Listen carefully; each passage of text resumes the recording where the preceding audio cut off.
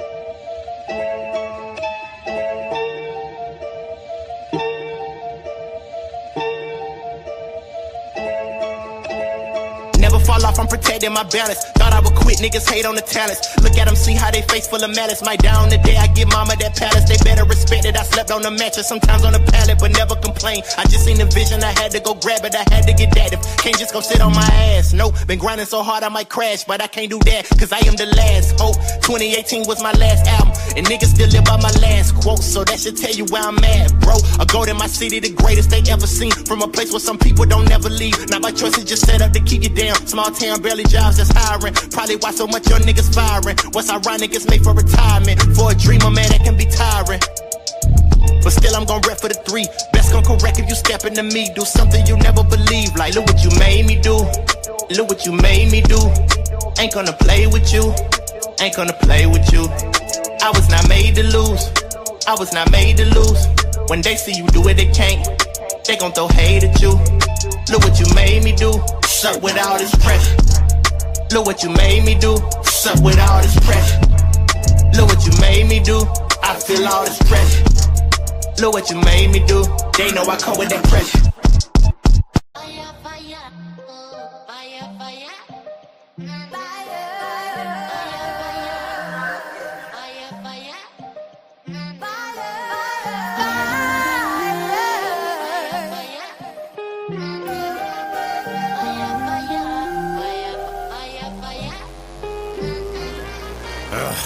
A while ago, it was difficult for me to see how it go. Trying to find some inspiration seemed impossible. I couldn't move even though I had a lot of goals. I felt it in my soul. Fire burning inside made me move my feet. Stressing all of my mind, I was losing sleep. Telling me I'll be fine, wasn't cool to me. No. Getting my life in line, felt so new to me. Digging my hole to lay into, feeling my soul awaken you. Living inside a matrix because healing your mind is vacant. Do you ever feel like you outside your shell? Doing things you won't expect from from yourself. Just cause you leveled up, but you felt like it was random. That's the reason why you held yourself back in ransom. Chasing everything you desire. Don't let out your fire. Lately I've been feeling my growth and my soul is on fire. I'm learning my worth as I get closer to my desire. I know you can feel the heat whenever you come near me. Cause my soul is filled with fuel that never runs empty. Lately I've been feeling my growth and my soul is on fire.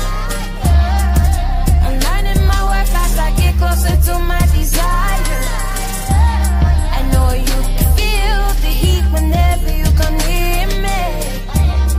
Cause my soul is filled with fuel that never runs empty. Back in them days I was using my pen less. God, I'm now awake, I was losing my interest. My soul was locked away when my engineer friend left. I was in a cage, emotional distress, trying to invest with so many different audio engineers, but definitely did best. A big flex to him cause he helped me ignite my soul. He helped me to gain control of the flames burning inside me. Now that train to explode, flames are lit, whoa. Don't touch me, you'll get burned and you instantly decompose. I've been digging for gold till I finally felt alive. Started writing music again, found some future, refill my drive. Sick of wasting my time, visuals in my mind, sending chills through my spine, reminding me of the time that I was so far behind in competition of rhyme. But now it feels so sublime, this fire is so divine. Lately I've been feeling my growth and my soul is on fire. I'm learning my worth as I get closer to my desire. I know you can feel the heat whenever you come near me. Cause my soul is filled with fuel that never runs empty. Lately I've been feeling my growth and my soul is on fire. I'm learning my worth as I get closer to my desire. I know you can feel the heat whenever you come near me. Cause my soul is filled with fuel that never runs empty.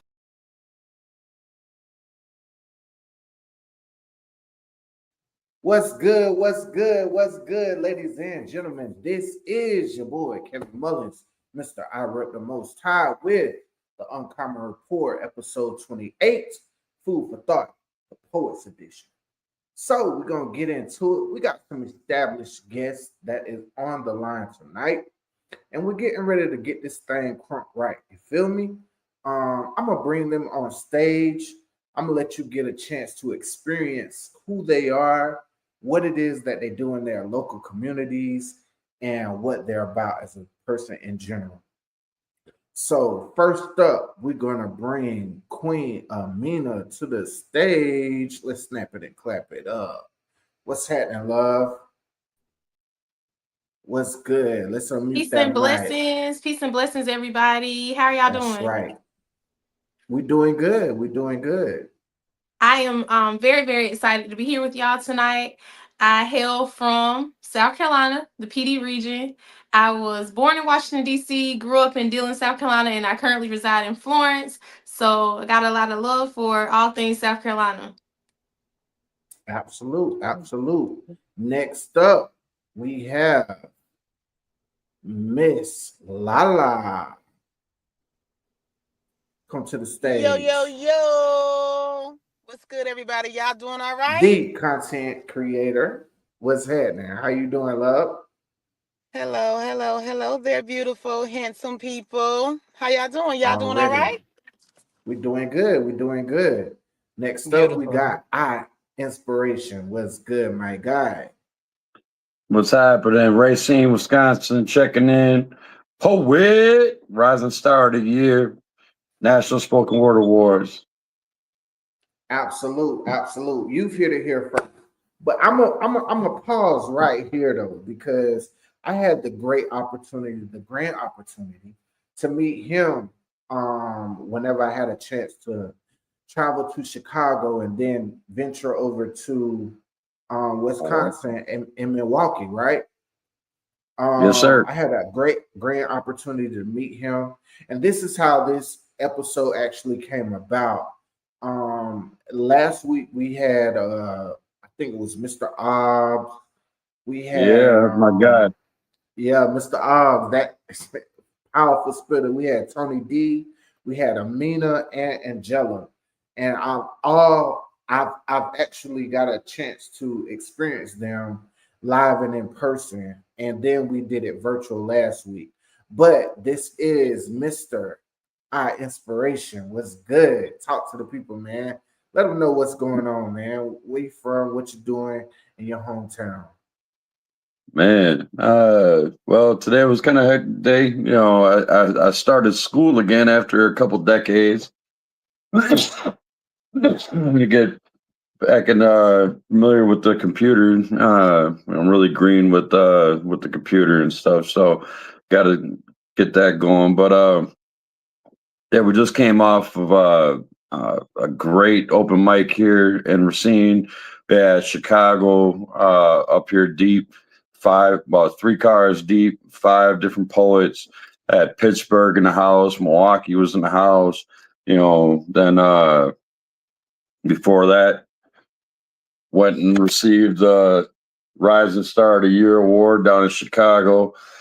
Hey, post that one more time. Lift it up. Lift it up. Let it focus in so the people can see. That's right. That's right. Rising star. Inspiration. Excuse me. I'm not sick. I got blood pressure medicine. I got a side effect to the medicine. So, um, but yeah, not too long ago, our poet organization, which stands for People of Extraordinary Talent, helped out with Mhm. finding a 7-year-old boy up in Milwaukee. There was a lot of stuff going on with it. If you look it up on YouTube, uh, it was a pretty crazy situation. Uh, they thought it was a ransom thing. They thought the mom had something to do with it because I mean it was like a episode of Power, Uh, but nonetheless, we heard this boy cry for his daddy. We drove up there. We drove up to Milwaukee, which is about like 30 to 50 minutes away from where we're at. I called up my friends in the Brown Berets, which is an ally to the Black Panthers. I called up friends, that are in the core DJs. Was telling everyone use your platforms. Let's find this kid. Let's bring him home. And we did that. You know, uh, but we're doing a lot of Congrats. different things. Congrats. Yeah. I mean, it was a crazy situation, but we still brought a boy home. We still brought a young king home. So and the most powerful thing that came out of it was unity in the neighborhood. You know, Mhm. uh, People really rallied together and came together to look for this young man and bring the kidnappers, to justice and what have you. So it was a beautiful moment for the city of Milwaukee and the state of Wisconsin when it was really needed because there's a lot of crazy stuff going on. Okay. So anytime you can make an impact on a positive level, that's always a bonus. That's very grand of you, man. That's very grand. I'm gonna bring everybody else up on stage, because not only are you an activist in your own personal community, we're activists as well. So I'm gonna give Miss Amina the floor, and let's talk about some of the things that are being activated within the flow. All right. So, of course, like I said, I'm a PD region residence. So, Florence, South Carolina is where I currently reside, but I would be remiss then. I honestly, it would just be a crime and a shame for me to not remember where I came from, which is Dillon, South Carolina. So, the PD region of South Carolina is not the richest region in the state. However, Florence is one of the fastest growing places in South Carolina. So we're hoping that eventually that will expand to some of the other areas like Dillon, Marion, which also is a high poverty area. I think I will say it is not the wealth of Marion, Dillon, some of these other rural areas, Atlanta. Scranton, little small towns like that, the richness, the wealth of those places are not being measured adequately.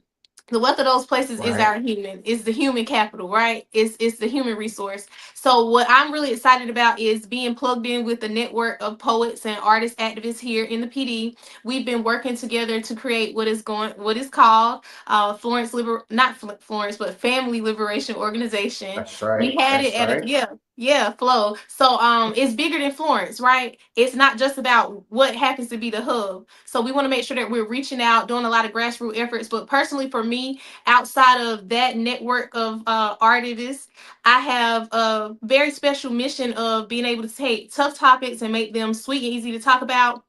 I facilitate a lot of conversations and workshops centered around increasing people's ability to have social emotional literacy, particularly with our youth. A lot of times I'm hearing language about the young people kind of bragging, talking about them crashing out, which is just basically a crazy way for us to say we have poor decision making skills, right? And we're Yeah. acting upon those poor decision making skills. So something that I'm working on is as I'm increasing my social emotional literacy skills, I'm wanting to get out here in the community, teach our young people so that they can have at least the skills. Now, whether they act upon it, that's differently, but I don't want them to be able to say, nobody taught me how to self regulate. So that's why I felt like I had to get it. I had to get it. I had to get out here, get it out the mud. I had to rob from somebody else or this, because none of those things is really true.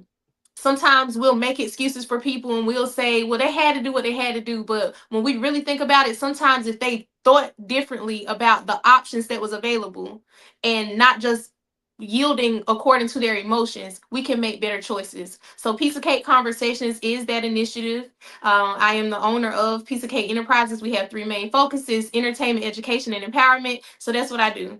But I'm very happy to have worked with other people like Kevin Mullins, as well as Miss Lala, Giraffe X in Dillon, South Carolina, with her parenting initiative. I've worked with PD Community Action Partnership, formerly was the manager of the homeless shelter, would work with South Carolina's Children's Trust, South Carolina Campaign to Prevent Teen Pregnancy, which is now Fact Forward, and a couple of other nonprofit organizations. Dillon County Boys and Girls, I spent a good bit of time with them, was able to help them in their inception. So yeah, I'm very excited about being able to continue grassroots efforts. Look, we are all activists and artists out here in this nation. So let's snap it and clap it up for all of the great things that the people are doing. Miss Lala, bringing you to the stage. What's going on, love? How you doing? Living life, living good, staying focused and healing. I bring all healing Come energy on. with Come me on. as I come and bring my presence and bring my energy. I also bring healing and loving energy with me. Over here in Dillon County, Affirm yourself. next year, I'm going to launch a campaign through my nonprofit organization. My nonprofit organization is called Born Fearless Village. I created it back in 2022 when a few years after my dad passed away in honor of him. And so I plan to launch a campaign. I built my team up, and so we plan to launch a campaign next year to raise funds for the nonprofit so that we can bring more community events to the area. Some things that we have on our agenda is a district or citywide spelling bee, a benefit concert, and a children's fashion show that we have planned for next year. Aside from that, my community efforts has not only just with my nonprofit organization, but I've worked with Meals on Wheels. I am a CNA. I do home health. I encourage women often, mothers often, young people often. And that's just mostly on a very personal level. Of course, I do things through my nonprofit organization, but because it's so one on one and personal based, I don't really push the nonprofit in that way because I don't want people to feel like, oh, well, you just trying to, like whatever for the organization. But no, like my heart and my passion is really to help people. So I have, allowed people to come live with me if they were going through things, and I help them get on their feet because my thing is if we build up the family, then we can build up the community. How do we build up the family? Well, that goes with mothers, with fathers, and with their children. So Mhm. I'm just happy to be here. I'm happy to grow, expand, heal, and just push that healing energy throughout the world, because we don't need anything else. We need somebody to listen and be willing to give us those steps and those tools that we need to become better people. Absolutely so. And I am Kevin Mullins. I guess I'll introduce myself.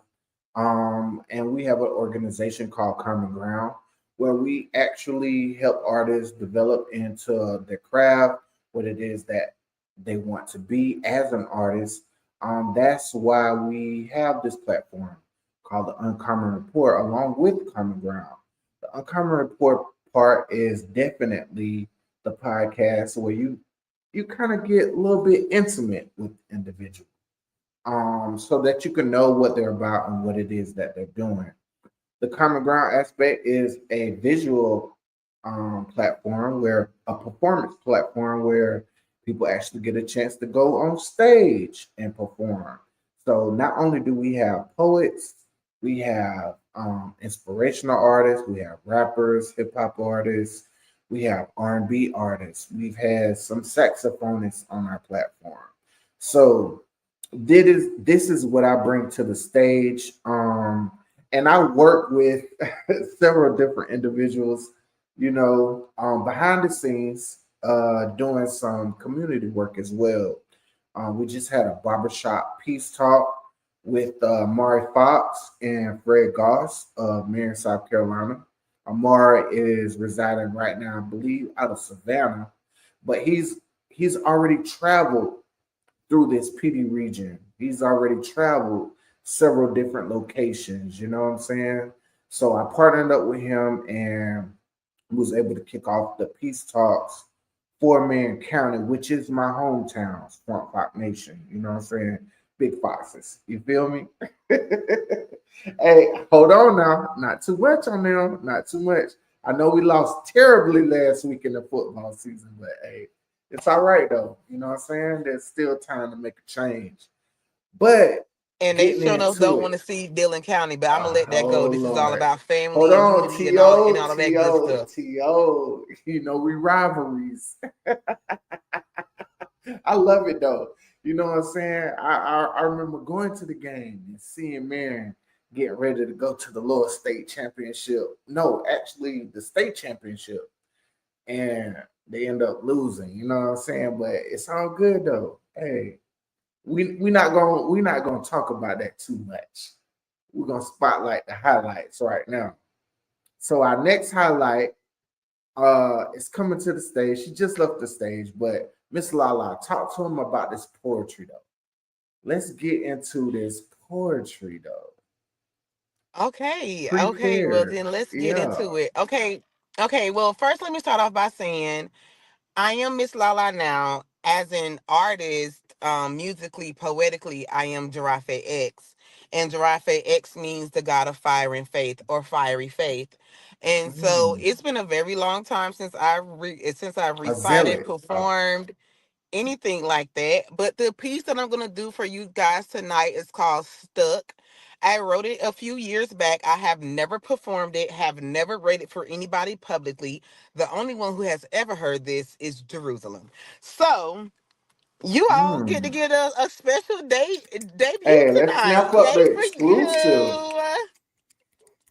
All right. Yeah. Let's get it. All right, so here we go. It's called Stuck. And let me make sure that my laptop is going to work properly for me before I start doing things.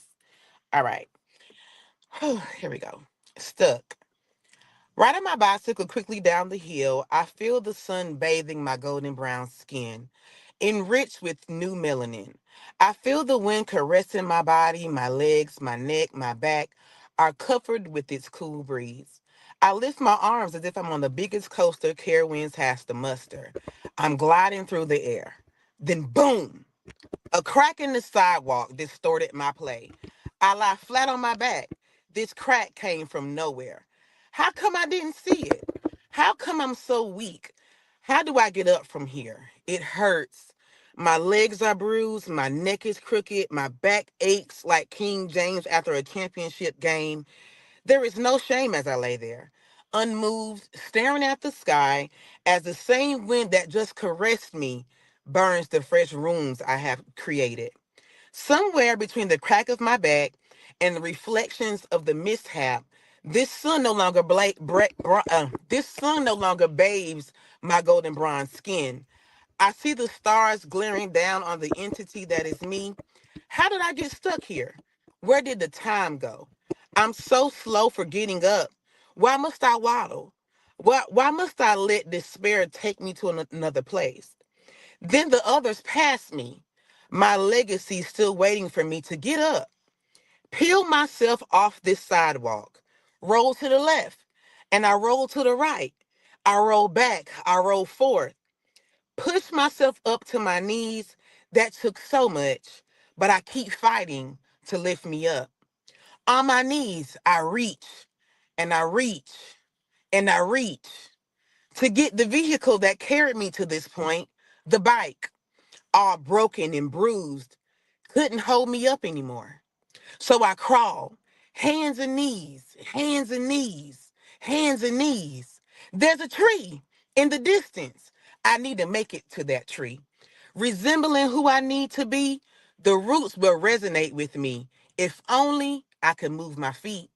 So on my knees, I reach and I reach and I reach and I reach. I made it. I pressed my hands against the tree trunk. The roots reacted beneath me. The energy of the tree empowered me, and I rose up to my feet.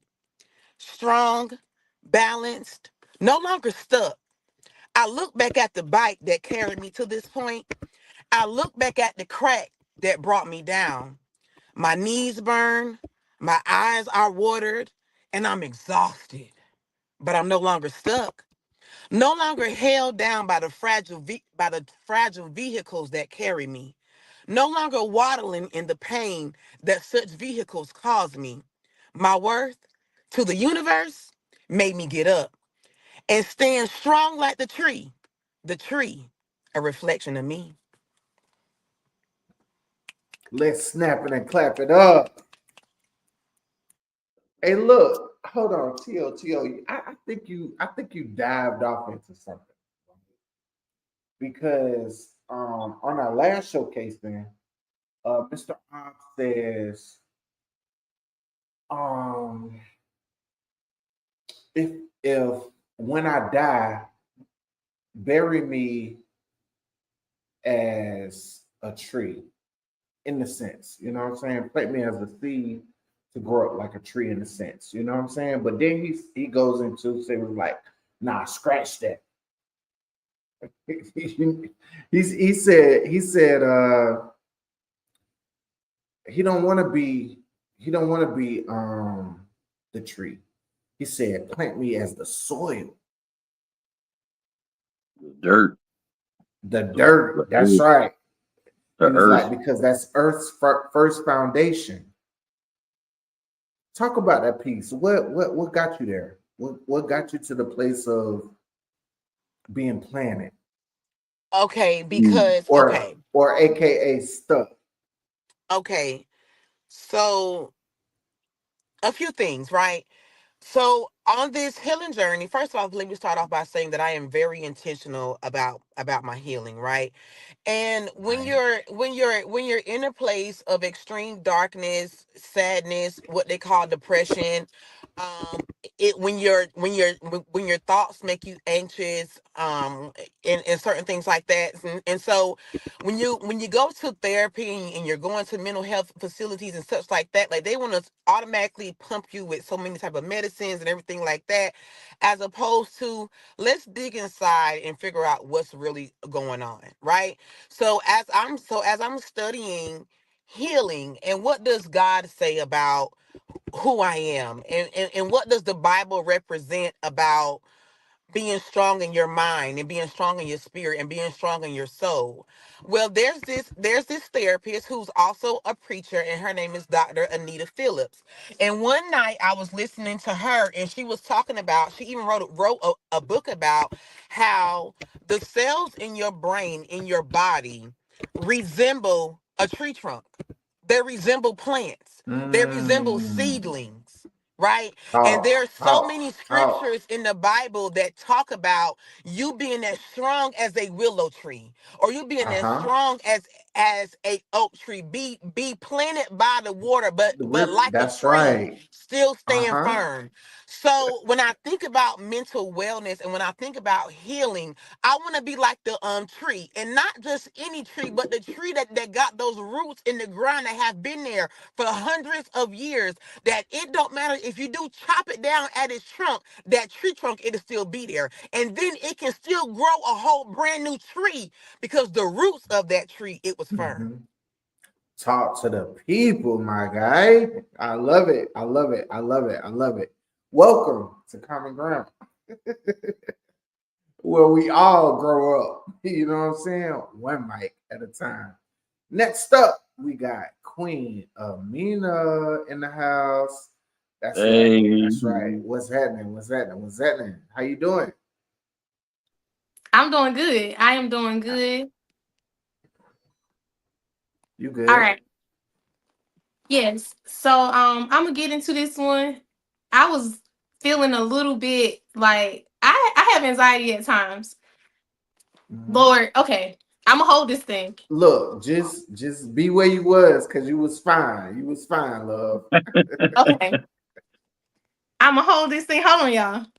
Nah, if you got to use your phone that you're using to No, broadcast I don't it, need it. I don't need it to read on my phone. I had the little tripod set up, but this thing started twerkulating.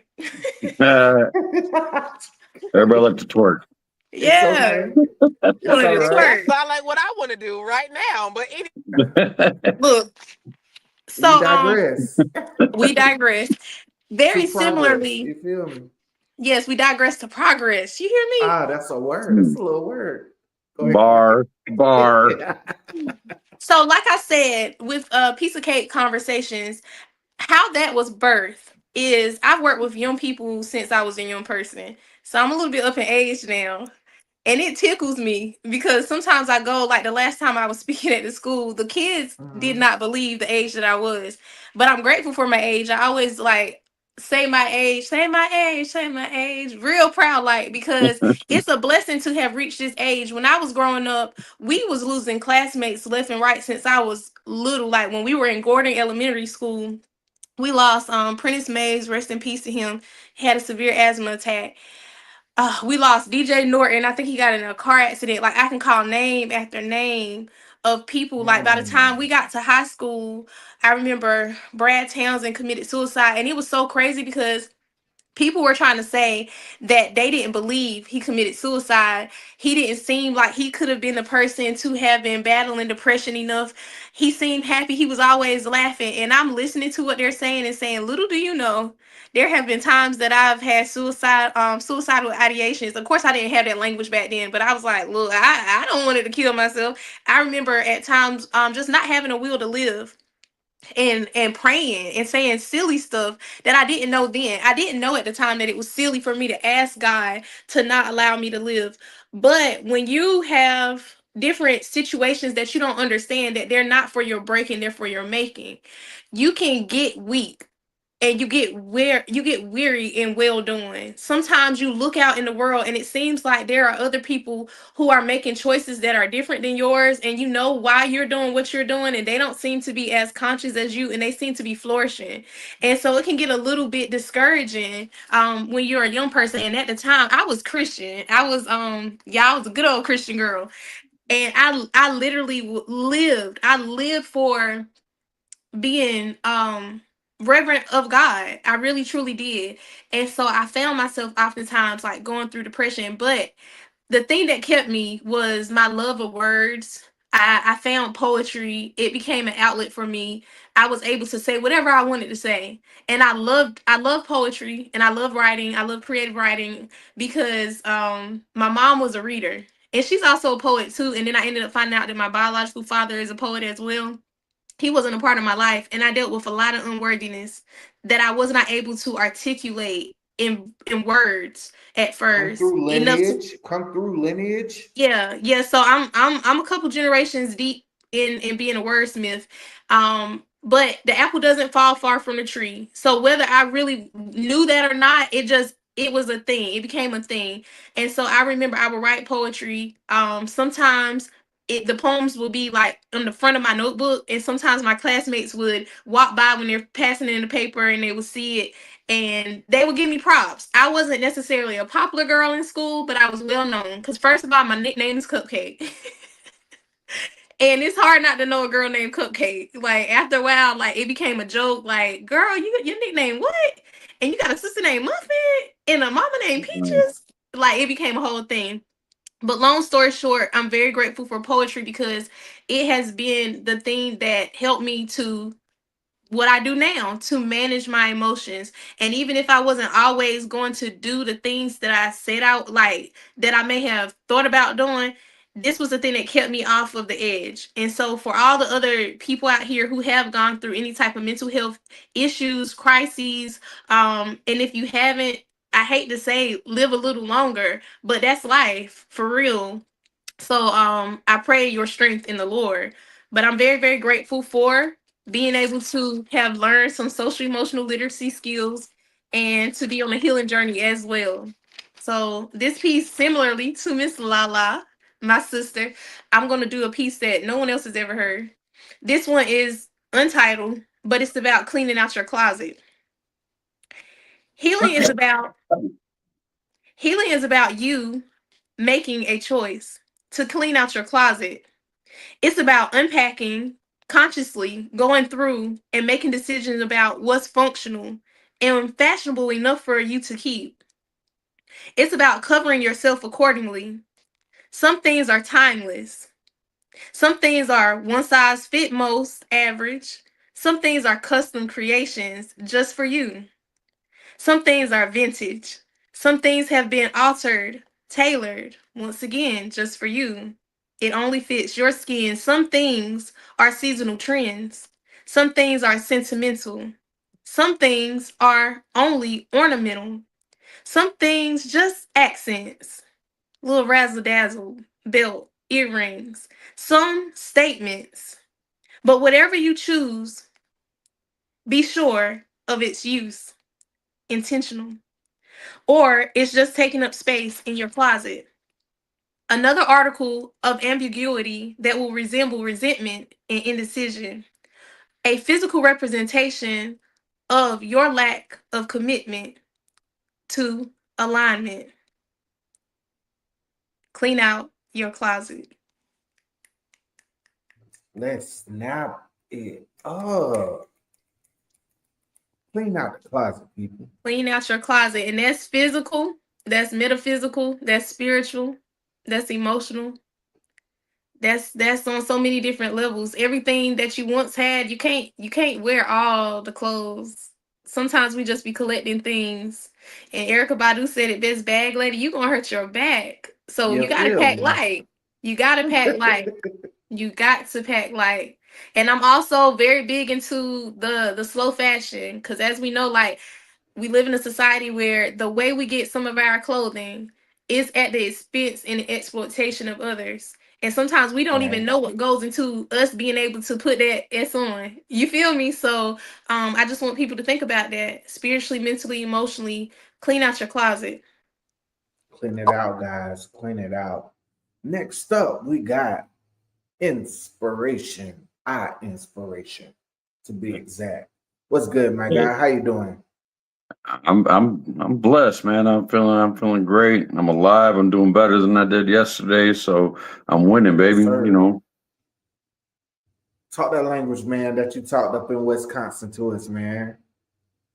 So Whoosh. whoosh, yeah.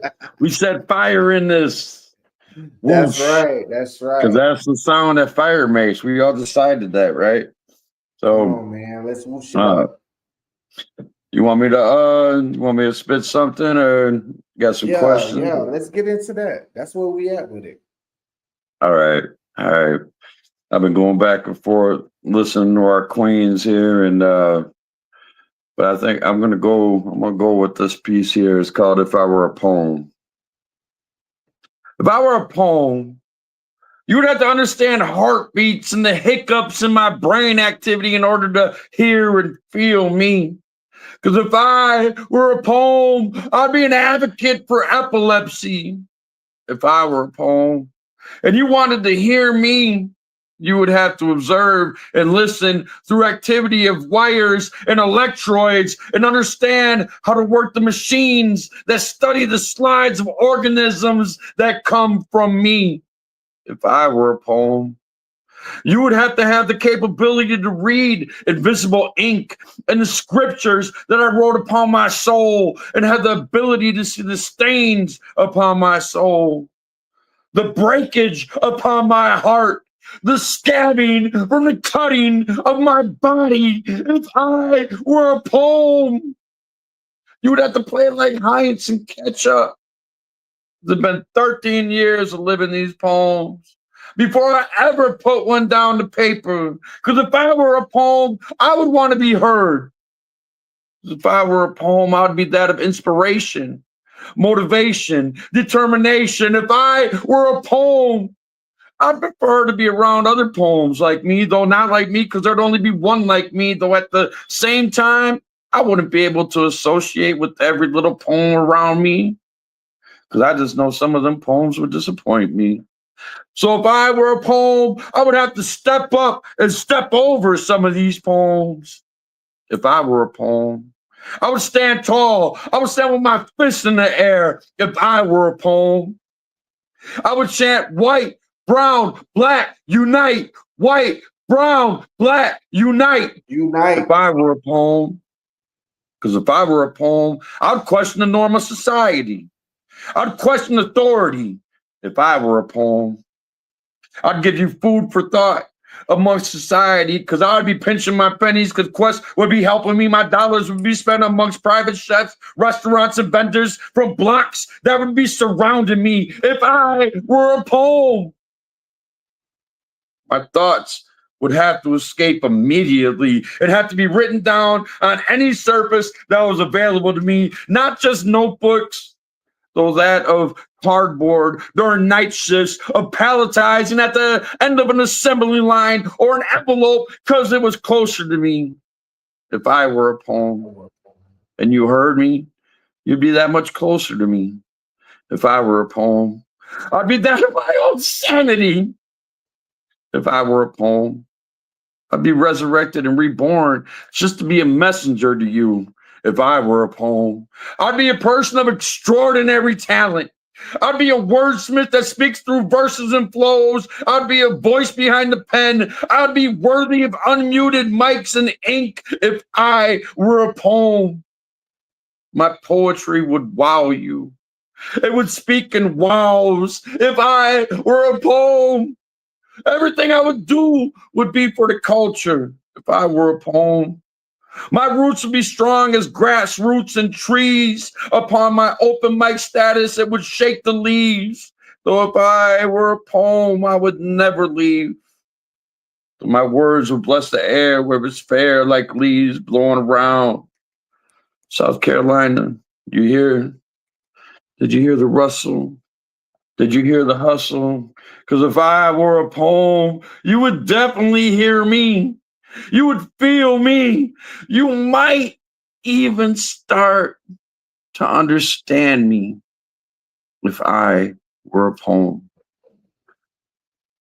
Oh my gosh. Whoosh. Whoosh. Let's whoosh it up. Hey, Miss Queen, how you got something to say about that? Unmute yourself. Look, whole time the title first just got me. I'm like, oh my God, if I were a poem. And then I'm like, and you are poetry in motion. And I'm just like, so I do understand you. Yes. Like that was so beautifully written, the cadence, the imagery in it. I love it. I love it. So Queen. And shout out to you for adding that little ad lib of South Carolina. We love it. We love that. Yeah. We love it. I'm gonna say something real quick. I'm gonna interject. 1,000 pardons, but South Carolina, this was a challenge I was challenged by a fellow poet in Chicago by the name of Michael Double G that to use the prompt if I were a poem. So that's where it came from. Wow. It came from that prompt. So I'm challenging my South Carolina queens on here, Okay. and Okay. anybody else in the SC, you're getting an official challenge from iInspiration to use that prompt. Go ahead, put it to social media after you're done with it. Make a video and tag me in it. iInspiration on Facebook or Instagram, in.spiration1899, and then you challenge the next group of poets. Oh, look. Absolutely. Absolutely. Challenge Absolutely. accepted. Look, Challenge accepted. challenge accepted. For real, Yeah. for real. Even though And you Yeah, I already know. they're I kings got a up on couple of here. people. I'm like, I know they will run Saint Sin. I could hell just Exactly. yeah, hear her like yeah, delivering the most prolific if I was a poem. So like I'm yeah, gonna do my thing, but then that my Listen. sister queen gonna come up after me and I'm pretty sure she gonna surpass me. So I'm ready. Challenge accepted.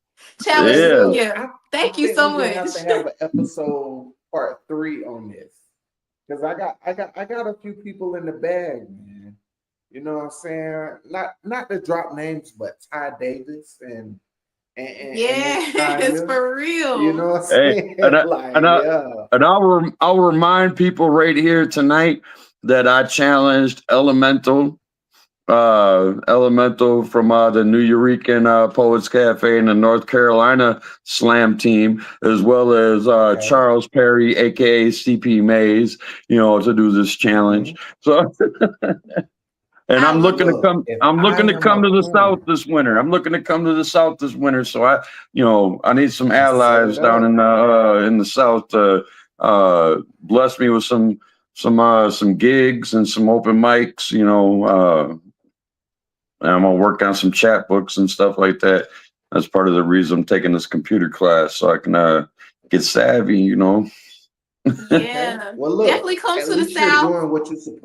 And, Go and ahead, one Queen. more thing, I do have an open mic and I do pay features from out of town. I do have camping grounds available as well. If it's just a couple people, in-house overnight stays available, and definitely can contact me on that. But I definitely pay my features when they come from out of town and make sure that you're comfortable. And then we do a whole backyard poetry type thing. I got 5 acres of property up here. Nice. So Absolute. Absolute. Hey, Nice. y'all need to travel to the camp.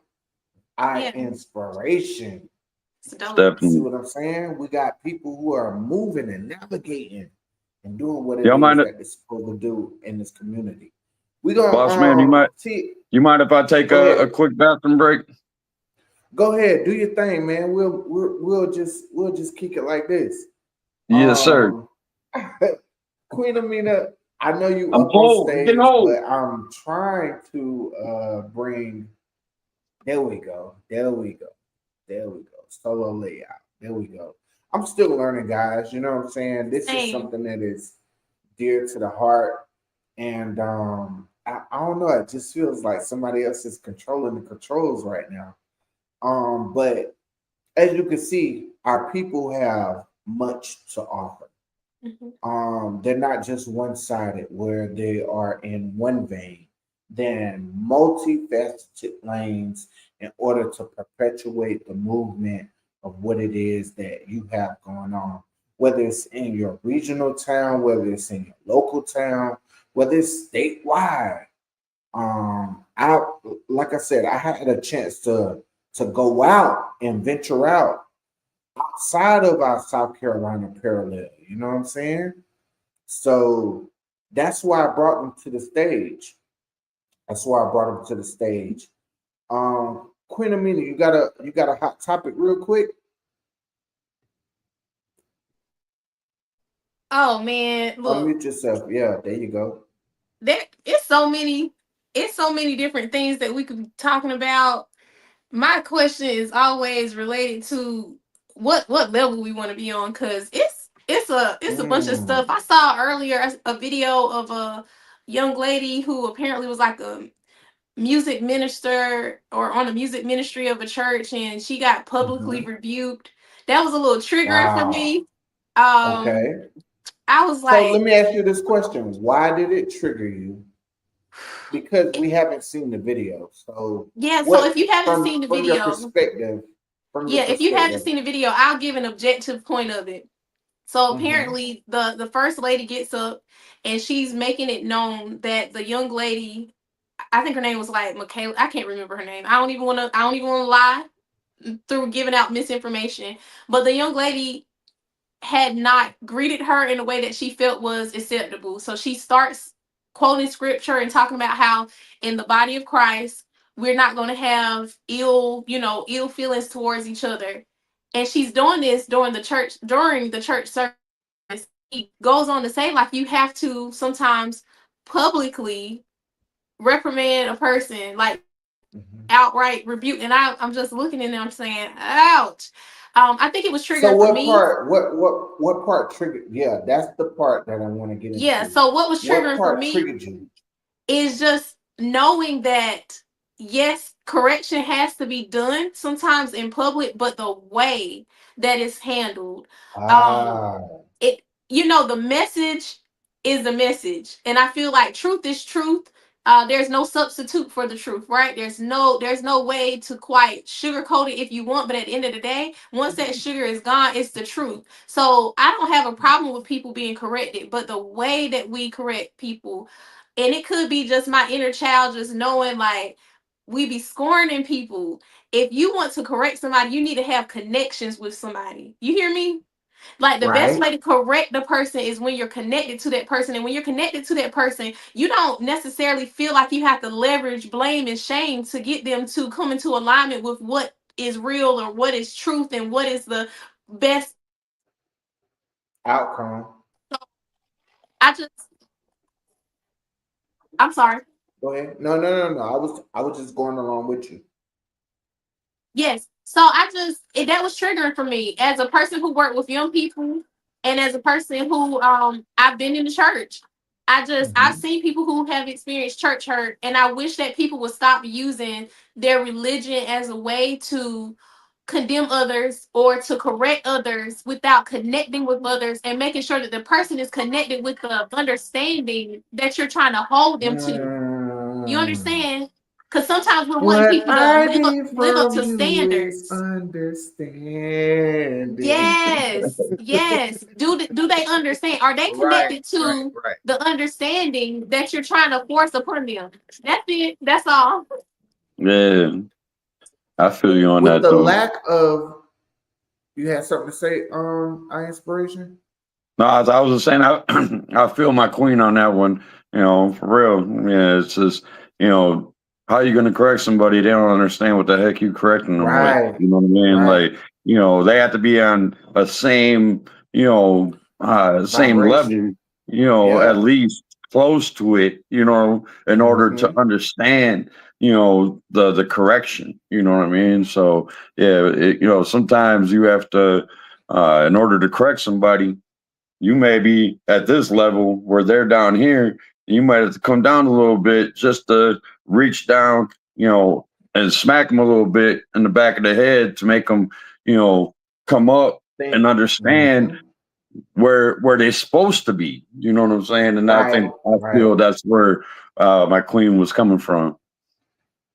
And me personally, I was always taught this is from the grassroots. Like, it ain't about what you do, it's how you do it. Definitely how you do it. And I think It's as a more leader, important. yeah, go Say ahead. it again. No, I'm But saying as a it's leader, you should know how to do it. That maybe part. they've been led to lead the wrong way. That part. That part, brother. They've been led What to happens lead the when you've wrong been way. led to lead the wrong way? And that's And what I that's what we got. That's what we got to look forward with this say whole it. mega bullshit. stuff that's going on. stuff. You know, Yeah. that Look, that's a whole if you've nother. been if you've been led to lead the wrong way, because I mean my totality perspective just kicked in, right? Let's say, for instance, right, certain time periods are acclimated for that type of leadership. But what happens is when that time period has exhausted and there is needed a nuance, who's going to be in charge? Right. Who is that individual that's going to be able to say, hey, look, I got a new vision. You know what I'm saying?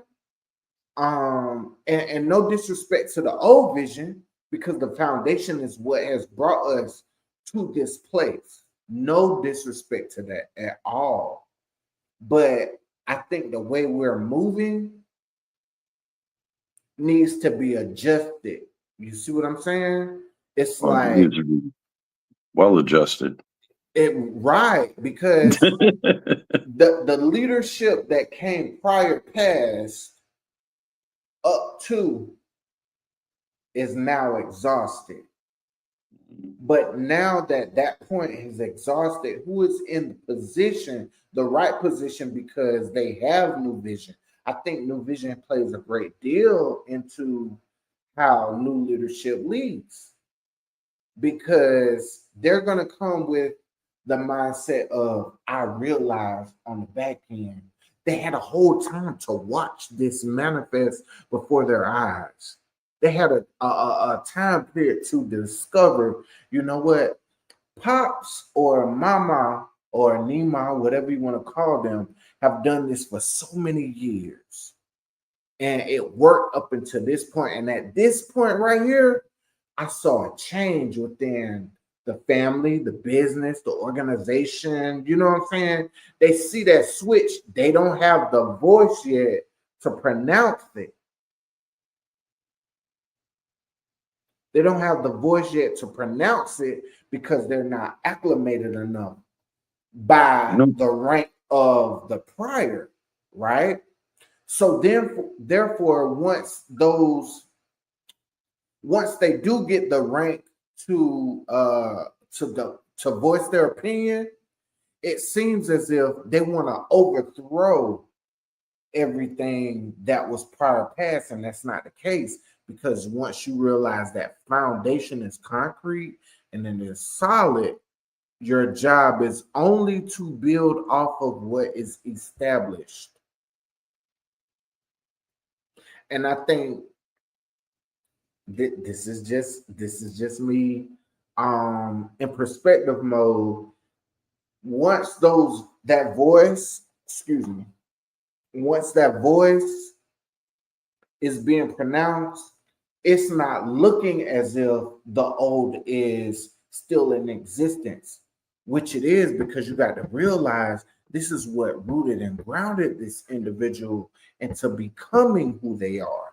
Not that they're negating it. There's certain things that we do need to negate. Don't get it twisted. But they're not uprooting the foundation to rebuild the foundation. They're trying to build on a foundation that was already to it certain. It's like a pyramid almost, in a sense. It's like the foundation is set, it's concrete, boom, we're gonna build off this. All right. This generation is gonna build on this tier. The next generation is gonna build on this tier. The foundation has not yet to crumble or stumble. The next generation is in it, and it just keeps going up until we get to the point where all of the generations can come into perspective and say, you know what, little Johnny that's here up at the top, this is just me, casting our vision. Little John, what he did was good, and they brought it back down, and they promote him. They acclimate to what little Johnny or little, you know what I'm saying, whoever that is, brought that vision all the way in total perspective, because with vision, the foundation is already set, but they can only see so much. And that's why they have the generations to come after them to stand on their shoulders to be able to forecast further than what they was able to do. So when the bottom reaches, say that again, brother. No, I was just about to say, I feel like this generation right here, this time period in which we're in, is like we're really going. Those of us that are like conscious of all this stuff, like yourself, right? We're going back to the '60s and '70s. As far as like bringing back the spirit of the revolution, bringing the revolution back. You're seeing the reassurance of the civil rights movement. Through the Black Panther Cubs. With Fred Hampton Jr. as the chairman, Golden Child with the Unity movement. You got 19 Keys. The Wall Street Trapper. A lot of the a lot of this stuff's coming back. 500, David Shands. With that inspiration. Right, with that inspiration and that motivation, to bring this back, or at least bring it forward, because if you go back, then you're just really doing what Trump is talking about, make America great again, when it really wasn't all that great. One time. Going back is not a bad thing. Sometimes you might have to in some situations, right. In certain situations, you have to revisit the blueprint to bring in that balance. Like you said, exactly. You got to bring in that balance, because now let's talk about a moral balance right now. Kids today doesn't have the morale that we have as our age. I'm 39, getting ready to turn 40. You're 40, what? 7, going up 48. 47. Queen, what's your age? I'm 36. So you're 36. You're the youngest in the count, but you're 3 years younger than me. You see what I'm saying? So we've all been in a certain, from let's say a 20-year span, from 47 to 37.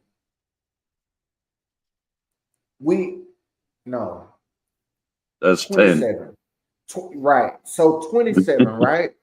Those people, I've talked to individuals that's right there getting ready to bring that 30 age, and they understand what I'm talking about as the elder looking towards them. But I also understand what they're, excuse me for the mess up, but I also understand what they're shooting to me as well. So it's like we're right there in that medium as millennials. Yeah. You know what I'm saying? We're the bridge. We're the bridge. And I think the biggest challenge, at least coming from insight, from my age group, and that obviously, just through this conversation that we've been having tonight, you should be able to tell that I talk to a wide spectrum of people. I talked to a Black Panther liberation female activist, Mary Hooks, I believe was her name, and she's a lesbian, right? And I seen a book that she had. We were sitting at a bar, and I noticed the Black Panther, part of it. And I'm talking to her in reference to different civil things, and not knowing that, that she was a lesbian. And, I was talking about, some personal views and stuff, like, I myself, and I'm putting this out there in the air where it's fair. When you believe something, you're raised a certain way. you're raised a certain way. I am open to being educated, and taking views in and stuff of that nature. But I won't lie, I'm kind of hard headed. I don't, when it comes to homosexuality, gay, man on man, woman with woman, that stuff doesn't bother me. It's the when you start talking about the trans sexual type of stuff, being a God fearing man, I was raised, that you trust God and what He put forth, in your life and this and that. And then I was baptized Catholic on top of everything. But I was kind of betrayed by the Catholic religion. And the next poem that I was going to do tonight, it's called "I'm Your Ally Too." And water on you? Huh? They sprinkled the water on you. They Yeah, dumped it with their right, hands. right, right, That right, really ain't baptism, though. You know what I'm saying? right, right. From our side, That's that's not. where like the when you hear the opening line to the next piece, you'll be like, "Whoa, that's powerful." But it definitely explains a lot to me. But what I'm getting at is that at one point you didn't have a common ground with catechism, and Islam and Muslim teachings, Right. Republican and Democratic views. Now my mom is a hardcore Democrat. She was actually invited to run for local office here in Wisconsin when I was younger. But she straight out told me, it's like, Craig, you know why I won't run, for mayor, or governor, whatever it was.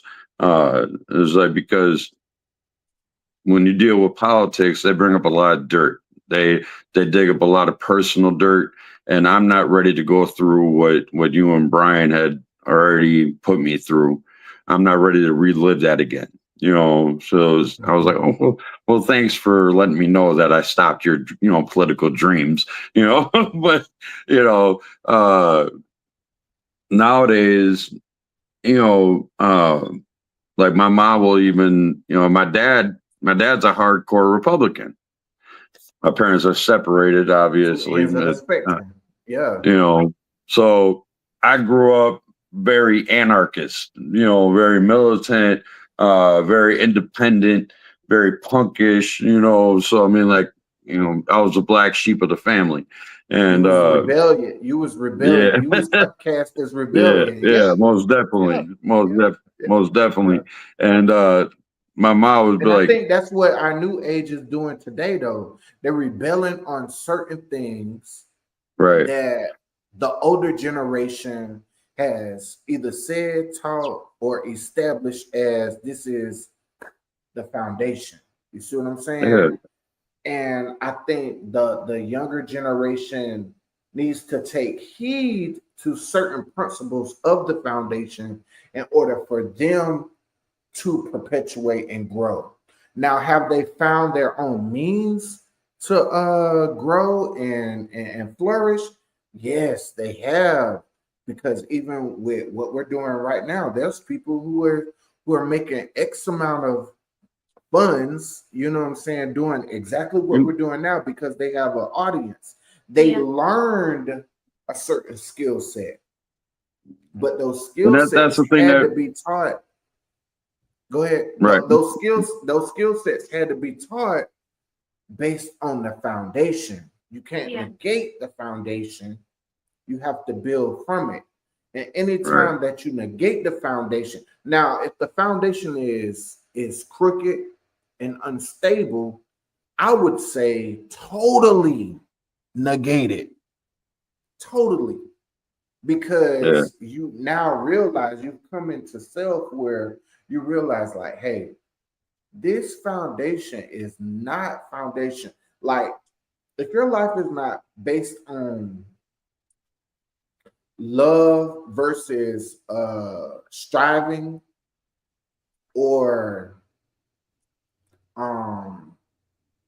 how can I put it? Love versus survival, right? Right. There's a person who's been nurtured and loved through a situation where another person had to figure out how to navigate through this situation. If Mm. you've been based in love and caring for throughout the existence of your life, it's hard for the survivor person to see the love aspect because all they know is, oh, I got either it's fast motion or they got to always, you know what I'm saying, play tit for Right. tat, or there's no concrete like, look, I love you. But with You them, know, it's like, okay, you say you love me, but What do you do with for that me? love that you say, what do you mean by that? And also, right. say that again, Queen. I said, what do you do for me? People What do that you operate in do? survival mode, they're Talk. oftentimes like their aspect of love is very transactional. Right. They don't look at people and see love from an essence of just being able to actually appreciate the attributes, the qualities, the characteristics of another being. They look at people as opportunities because for Right. them, love is self-preservation. They don't Mm-hmm. understand Mm. interdependence. They don't understand community. They don't understand Mm. us coming together and being able to have a symbiotic relationship where we're both thriving off of each other. They understand I have to get you before you get me. If you're there for me, then I'm rocking with you being there for me. But the moment where you're not able to be there for me, I gotta go find who else can be there for me because I'm trying to survive. So like people who live in Mm-hmm. survival, they do not understand the real building blocks of society. So this is why they will, like I said, they will do whatever they can to self-preserve at the expense of others, which overall comes back to hurting them. But they don't see how in the long run Oh, she froze up. She, I think she was getting ready to. Well, I really can't pronounce it, but I understand her travel though. You see what I'm saying? Right, right. I got something that I They wanted can't. to add in, with this right here, especially with Okay. talking about the the younger generation and even within my ex fiance was 12 years younger than I am, you know, and the people like at Food for Thought that you've seen, that crowd is, they're Mm-hmm. young 20s, mid 20s, on up. A lot of powerful poets in their young 20s and early 30s, so still, within that age bracket difference than I was used to on an intimate level. So when I say intimate level, dealing with you know my woman, at the time, on that level, I came across something that demons that she exposed when she tried to hold me. She tried to Mm. spoon me, and I almost backhanded her. She was spooning me from behind, and I was like, out of reaction, I was like, what the hell you So were you doing? not accustomed to affection or Right. That's what I'm getting at. That's what I'm okay, getting at. okay, okay. She was like, I was just trying to hold you. And I was like, no, no, no, no, no, no. Ain't no woman hold no man like that. Ain't no woman holding a man hold a woman like that. You don't hold no man like that. And she was like, she paused for a minute and like she was thinking, like she was dumbfounded. Now, mind you, she's to my back, and I feel this pause, of silence after I just said that. And she says, all kind of discombobulated, like, so are you trying to tell me, babe, that you ain't never been held before? I'm like, and then I pause and I'm like, in my head, I'm going through all my relationships, before her. And I'm like, analyzing stuff. And I'm like, mm, I, mm. I guess not, like, but, and she held me tighter. That was the gangster part about it. She held me tighter. She was like, come here, and held me tighter. Now, I say that to say this about the previous comment about the younger generation and age group that was at the open mics. I was at an open mic in downtown Milwaukee, and I had written a piece right there in the venue. It was the day before I was going to court for my daughter's. This is hard to speak on still, even though it's been a few years. Her mom's ex-boyfriend, who she actually cheated on me with, and ended up living with. Then this person ended up taking videos and pictures of our daughter when she was 12 to 13 years old, getting in and out of the bathtub through a keyhole through the door.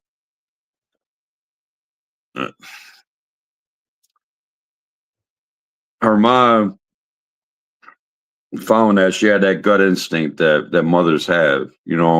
Something wasn't right. She checked this man's phone, if you can call him that,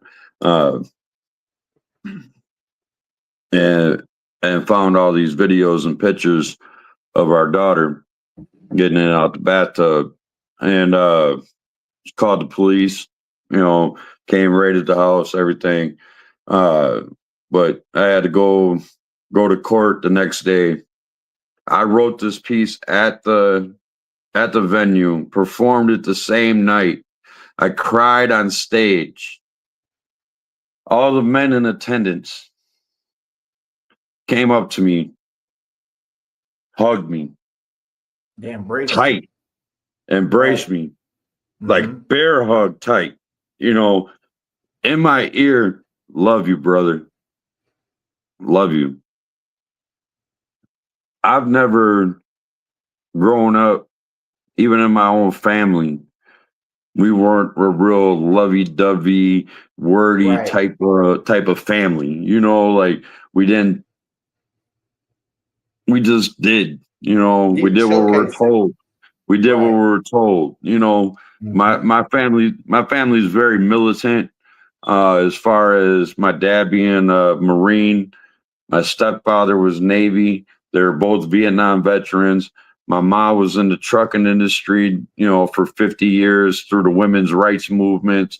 I seen her get manhandled and disrespected verbally and physically, So I come from a very, thick-skinned. Let's go into that piece. Let's go into that piece, man. Talk about it. All right. Where are our people at? Where are don't worry about the people they hear. You know what I'm saying? Let's go into the piece. You all on right. stage. It's called I'm Your Ally Too. I was baptized Catholic, though I trust and believe in Muslims more. You think that's easy for me to speak on? I'm German and Norwegian. I mean, I guess I could look more into the history of Vikings and blacksmiths. I mean, my mom's dad was a blacksmith. I never got to meet him. So yeah, my dad is on the German side, and he's a good man. I guess I could get to know more good Germans, like my contemporary, Ike Waltz. He's an awesome poet. He lives in California, though originally from Germany. He stands tall against racism and ignorance. He's a good man. And ever since the age of 9, I tested time. I oppose authority and I question the norm of society, like being white and not putting raisins in my potato salad. My South Carolina, yes, I do season my food with more than just salt and pepper and paprika too. But that means I also question the norm of society and its stereotypes too. Like police looking for a reason to pull someone over just because they're driving while black or brown. I question authority too. I will not be silent in this struggle. On my mouth, there will be no muzzle. Call me John Lewis because, hey, I'm looking for some good trouble. Like John Sinclair, David Sanchez, I'm an ally. The Fred Hampton Jr., Golden Child, Young Will 2, I'm here. I'm your ally. White Beret, Brown Beret, Black Panther, Cubs, screaming unity in the will to keep an eye of the trenches watching over society, because we constantly have to question the norm of our society and question the majority of our authority. It's we, the people in this room. It's us who gather together outside of this room to unite, fight the good fight. It's you who's hearing and listening to this message tonight. So the question tonight is, who's going to continue the fight of Huey P. Newton, Malcolm X, Martin Luther King Jr., Frederick Douglass? Who's going to fight for our rights? And not just the party, to our civil rights too. Yeah, I'm a beastly type of boy. Though in the public majority, I'm an enemy too. They're afraid. South Carolina, they're afraid. America, they're afraid. They're afraid of the people that I'm reaching, the game that I'm teaching. Black Ice, Orion Meadows, DeAndre Mayfield, let's reach. Let's teach our youth together. Let's help our brothers, our sisters from other mothers and fathers of time to reacclimate to this society when they make it home after doing their time. Together, let's continue the fight for our political prisoners. Up and down, free them all. Assalamu alaikum. Fred Hampton Jr., Justin Blake, Golden Child, and I Inspiration, will continue to raise our fists in the fight for unity. Ladies, who's going to continue to fight? Who's going to continue the mission and raise awareness of domestic violence and develop strategies for intervention like Ellen Pennance and Diana Stewart, Nina Purple Rain, Darlene Nikki, Treva Gary, April Harris, Dasha Abrams? I'm not just your contemporary, I'm your ally too. Gat Turner, Ajwan Butler, Kwabena Nixon, Ken Kamazi, James Skolowatsky, Scott Terry, Nick Ramsey, Nico Moore, Keontae Larry, and more. When it comes to these fights here in Milwaukee, Racine and Kenosha, to Chicago, and more, I'm not just your contemporary. I'm your ally too, and I'll always stand for motivation, determination, and inspiration. I am inspiration. Inspiration. Let's snap it and clap it up for our dear brother, all the way from Wisconsin. We got a few comments. I got one brother, Mr. Jinx. He said, be on the side of right. Being wrong makes it much harder. Repeat that. Repeat that. He said, hey, Jinx, my brother said repeat it, so that's what I'm gonna do. Be on the side of right. Being wrong makes it much harder. Yes. That's right. That's why I wanted to repeat it, because that was deep. I wanted to very repeat much it. So. We got Soul Child, Sugarton. I don't know where she's from. Maybe she'll drop that in the comments. But she said, great show. Much truth being discussed. Continue to move forward with this platform. Peace and grace. She also said, come on, poet. So while you were spitting, hey, already. Hey, tell him what that means. Tell him what that means, brother. People of extraordinary talent. You can check it out, IamPoet.org. IamPoet.org. We got my brother Razay. He say, yo. That's right. PD, South Carolina. We got Asar Kim Amun, True Blood and Guts Warrior. Thank you. You know Asar? You know Asar? No, but okay, already. I'm here. I'm here for Absolutely. Absolutely. Well, look, guys, you got a chance to dive off into these poets tonight. We were supposed to have another round of poetry. My brother Inspiration definitely gave us that second round. Um, I think I'll do a slight piece. Yeah, let's Talking hear that. Let's from hear that. yeah. Let's. I'm Because gonna freestyle it because you go remember ahead talk. that's how this all came about. Was freestyling outside in the street, in the middle of the street in Walker's Right. Point, Milwaukee. We was in the Talk. middle of the street. I Talk. mean, it was a side street. It was a side street. You know, Hey, it's not look, like if I we're could upload the photos and everything right now, I would.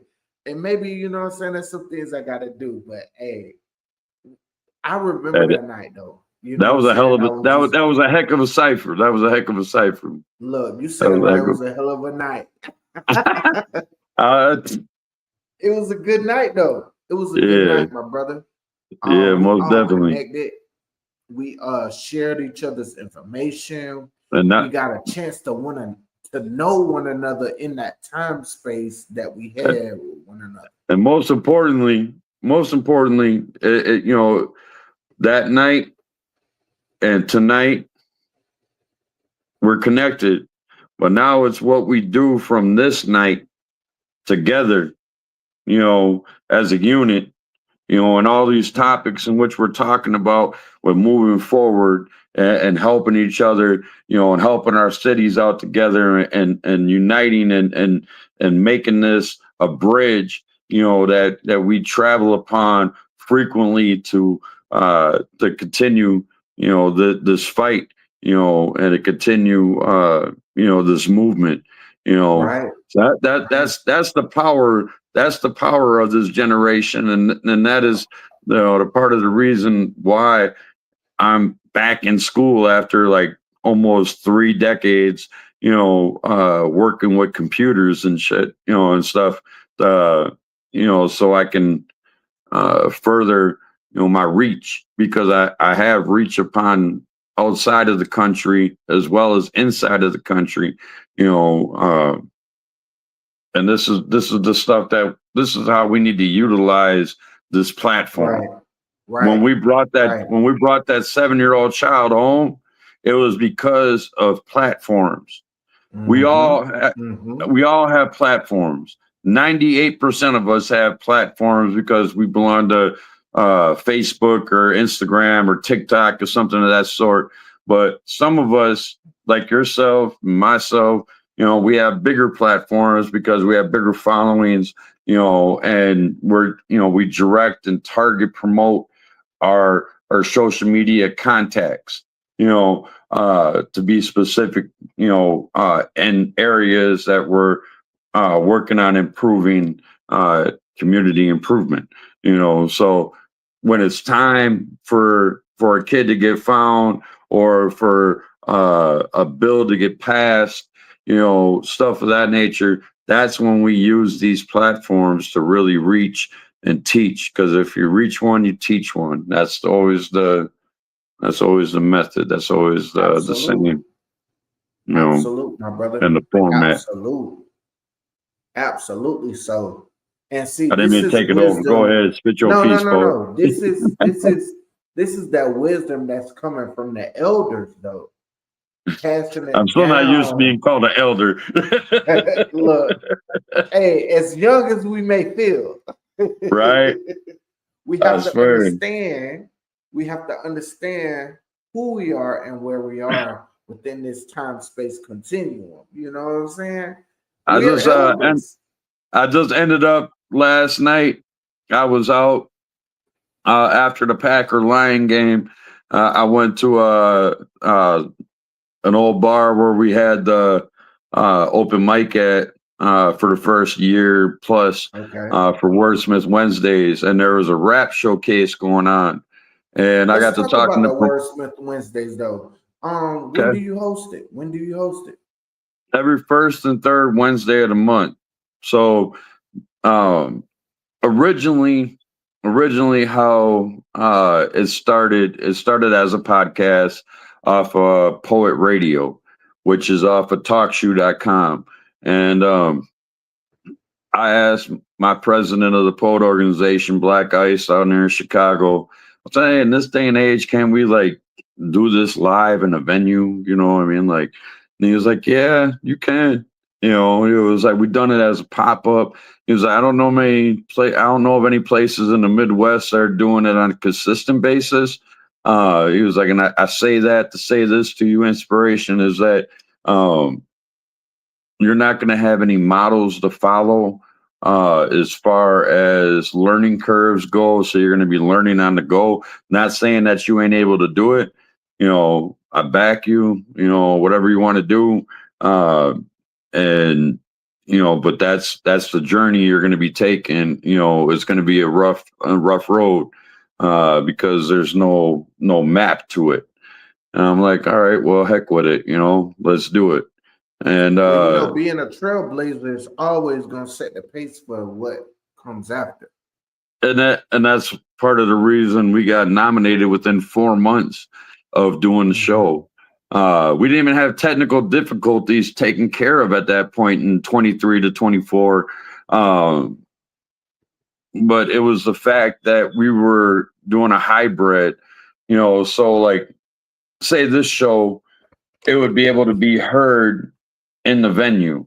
And then you would be able to converse with, you know, myself that was live in the building, and I could have a conversation back and forth with you as well as you could with other poets.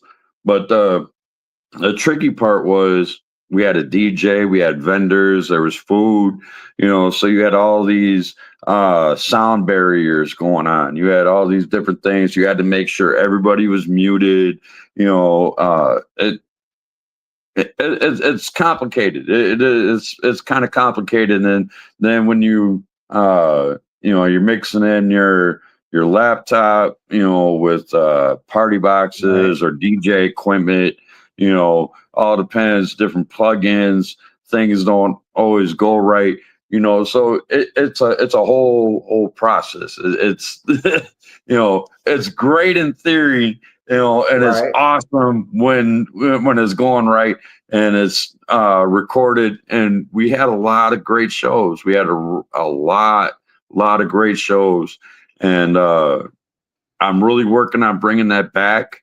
But now, first brought back the podcast, so that's every first and third Wednesday of the month. So the next one is on the 17th. Wednesday. Yeah. No, and Wednesday, then which is the 11th, right? No, it's first and third Wednesday of the month. First and third Wednesday. Okay. Right. So first and third Wednesday of the month. So we started with we brought the podcast, you know, back, the radio show. We brought that back first, and then I kept getting hit up by people. I'm a simple individual. You know, you tell me something, 3 different people tell me something around the same time, you know, it's like a message to me, you know. So I got told by 3 different people in 3 different cities and states, hey, you still doing the Wordsmith Wednesday show? I'd like to get up there, man. You know, I've been meaning to get up there. You still got that going on, you know? And I was like, you know what? I gotta get out this lazy boy state of mind and get something going back before the National Spoken Word Awards. You know, so you know we have a place to promote. You know, to promote the nominees. You know, and we had a lot of nominees from Wisconsin this year, and but outside of just the state, you know, I have friends from all around the country and the world, you know, that have been nominated, you know, for the show, you know, so it's like being a nominee myself. I was nominated for Storyteller of the Year, as well as Rising Star of the Year. Wordsmith Wednesdays was up for Best Radio Show, as well as Best Live Open Mic. Then I had two members from my chapter, James Hamilton He was up for Best Male Poet of the Year, Best Entertainer of the Year, and then Treva Gray, she was nominated for Best Mentorship of the Year. So I was a proud papa, man. As a president of a chapter, I was very proud, especially only being 2 years in. I mean, I have, way more experience than 2 years. It's just 2 years ago is when I really started taking this poetry thing really serious. Before that, it was all therapy. It was a hobby. It was my way to, shake demons off. Even though I wrote myself out of 2 overdoses, in that time period from when I was 13, into my 30s or 20s, because I took a good 10-year hiatus when my daughter was born. My daughter was born in 2009. I was still going into the poetry scene probably 2010, 2000, about halfway through 2010. And then I had to take a break because I was doing 20-hour days. I had started a business doing lawn care and landscaping. I was doing janitorial services.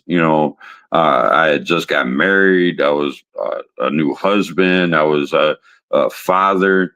But I put about 2.5, 3 years of 20-hour days in and missed out on a lot of my daughter's first experiences just to be a provider, just to be a provider for her, you know what I mean? So when people talk about sacrifice for being a business owner of anything, like, don't talk to me about sacrifice. I didn't sacrifice my daughter's first 2.5, 3 years.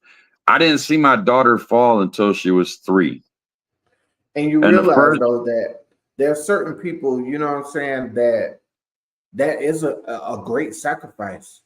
Anytime away from your family, your children, your wife, your significant other, that you acclimate to do something else outside of not necessarily even entertaining them, but being with them in a valuable moment is a sacrifice. So I think the biggest thing that we could take away from that is learn the balance of sacrifice. Right. And that's the hard part. Right, because our passion gonna always be on the phone. It's gonna always call for you. Hey, you're chosen for this. Not only did I call you, but now I'm telling you, you're chosen for this. What you gonna do? You gonna pick up, or you gonna swipe left? If you if you swipe, you canceling out on your passion, and then you have full capability of dealing with the child, the mother of the child, the wife, the girlfriend, the significant other, if you swipe left. But this passion that I got inside of me. And that's what I had to put on hold. And that's what I had to put my passion on hold for responsibility, because so you sacrificed my passion. Sacrificed your passion. Right. I sacrificed my passion. The night that my daughter was born, my daughter was supposed to be a Christmas baby. She was born on Thanksgiving. She was born a month early. Okay. I was out. We had a storm. We had a snowstorm, 2009 in November of Thanksgiving. And I had to get back to work. I cut the umbilical cord. I held my daughter. I saw her delivered, through a C-section and everything, but after my daughter was born and I held her, I went back to work. I didn't even spend the first night of my daughter's life with her and her mother. I was working, and that whole night messed with my head, but I knew what I was doing was being a provider. I knew what I was doing. I was setting up something I had in my head. I'm like, this is that generational wealth they talk about. This is something, that she'll have an option. I don't expect her to take it on, but if she doesn't want to take it on, she can take it and she can sell it, and then she can have a nest egg, but I'm going to make sure that I show her what hard work is about, and that mind state worked for me. But in this generation and this upbringing, it doesn't work because now I'm neglecting. Now I neglected. Now I neglected my, now I neglected, my family, and it's like, really? It's like people, this new generation, they are. We have to decide where we want. Thousand pardons. Thousand pardons. I got to get this out before I forget it. We have to decide, I think, where we really want to see the future go to. How much of the past do we still want to embrace in the future? And how much of the past do we want changed, into, what, is acceptable today? Because there's, like I said earlier in the, in the show, I have my personal issues, with the trans, side of things, but I'm open to hearing opinions and being educated. Though I am a hardhead, so you have to come with some real solid argument, but at the same time, it's like where my dad lives, they have in their school system, and this is still Milwaukee County. It's a suburb area of Milwaukee County, but they had human-sized litter boxes in the classroom for kids that identified as cats and dogs, so they could pee in the classroom in this litter box. Real talk. That's real talk. Topic for another discussion, man. Right. But it's like when I heard that, me having the strong opinions that I do actually still made me feel bad for the LGBTQ community, because it was like, okay, people done took it too far. Now they done set y'all back even more because y'all were making ground. Y'all were moving forward. You were getting the mainstream to accept all these, different pronouns and stuff of that nature, and all these differences. That's what we're here for, though, bro. That's what we're here for. We're here to, but the thing is, when is it too much? That's the question. When is it too much? When is it too far? When you start having Muslims and Catholics starting to understand each other and agree with each other, that's telling you something. Well, I mean, there has to be a level of understanding, but like I said, that's a topic for another discussion. Right. You know what I'm saying? We could go into. So the thing is we are here to generate. I'm going out the side of the camera, but I'm right here. I'm in ear. I'm in ear. I just got to end this thing, man. I got to check on the dogs. So at the end of the day, we're here to promote and pronounce the longevity of life. The scriptures tell us that I have come to give life and life more abundantly. Yes, sir. Through these poets they've given us an opportunity to not only dive off into their life, not only dive off into their artistry, but also dive off into their artivism as well. So with this platform, we've came and we've come to give life and life more abundantly with this podcast. This episode was brought to you by our very own Common Ground with the Uncommon Report podcast, episode 28, Food for Thought. So these are things that we're going to leave you with so that you can think about them, because if you don't know, they may be going on right into your own community. I greatly appreciate each and everybody that has actually came on board and came into our existence. Shouts out to everybody. Salute to you all. But we are getting ready to sign this thing out. I appreciate y'all. Hey, this has been your boy, Kevin Mullins, with Common Ground. We're growing up one mic at a time.